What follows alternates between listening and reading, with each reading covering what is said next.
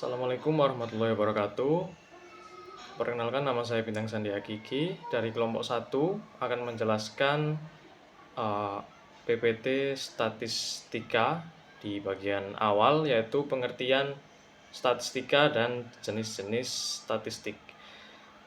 Yang pertama, apa itu statistika? Statistika adalah ilmu yang mempelajari tentang pengumpulan, analisis, dan penyajian data yang nantinya akan menghasilkan suatu kesimpulan dan digunakan untuk mengambil suatu keputusan. Oke, slide selanjutnya yaitu jenis-jenis statistik. Yang pertama ada statistik deskriptif. Jadi, statistik deskriptif ini lebih berfokus hanya pada penyajian datanya saja dan belum sampai kepada kesimpulan. Bisa berupa grafik, histogram, data mean, median, dan lain sebagainya. Seperti yang ada di slide, yaitu contoh grafik pengunjung suatu website. Grafik ini hanya menunjukkan tampilan deskriptif kunjungan website tersebut dan belum sampai pada tahap kesimpulan. Saya Ayunda Rahmadiana Putri dengan NIM 25080694017. Jenis-jenis statistik. Yang kedua ada statistik inferensial, digunakan untuk menganalisis data sampel dan menarik kesimpulan tentang populasi. Melibatkan konsep probabilitas seperti uji hipotesis, estimasi parameter, dan memprediksi. Contohnya, survei opini yang hasilnya dipakai untuk memprediksi pendapat seluruh populasi. Populasi dan sampel. Yang pertama, populasi adalah kumpulan data, individu, atau objek yang menjadi fokus penelitian. Lalu sampel adalah sebagian data yang diambil dari populasi untuk dianalisis. Data ini akan mewakili keseluruhan dari populasi. Bisa dilihat dari gambar sebelah kanan, sampel diambil dari beberapa data yang ada di populasi. Sampel ini akan mewakili keseluruhan dari populasi untuk dianalisis. Jenis-jenis variabel. Yang pertama ada variabel kualitatif atau kategorikal. Variabel ini menyatakan sifat atau kategori, bukan berupa angka atau numerik. Contohnya itu seperti warna mata, warna mobil, jenis kelamin, merek mobil, status pernikahan, dan lain sebagainya. Selanjutnya, variabel kuantitatif adalah variabel yang dinyatakan dengan angka atau numerik. Contohnya itu seperti gaji bulanan, terus nilai ujian, umur, jumlah jam kerja, dan lain sebagainya. Perkenalkan, saya Evania Ayunanda dengan NIM 25080694111. Baik, di sini saya akan menjelaskan contoh kasus penilaian mahasiswa terhadap Profesor James Brunner dalam mata kuliah Pengantar Keuangan. Hal ini sesuai dengan e-book pada halaman 11.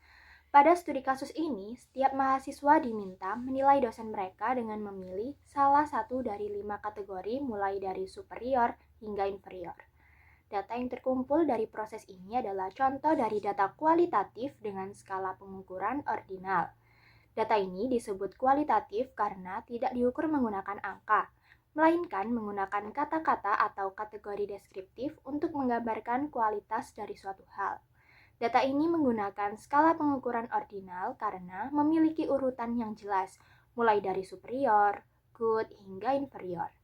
Dan meskipun ada urutannya, kita tidak bisa mengukur seberapa besar jarak antara setiap kategori, karena kategori penilaian ini bersifat subjektif.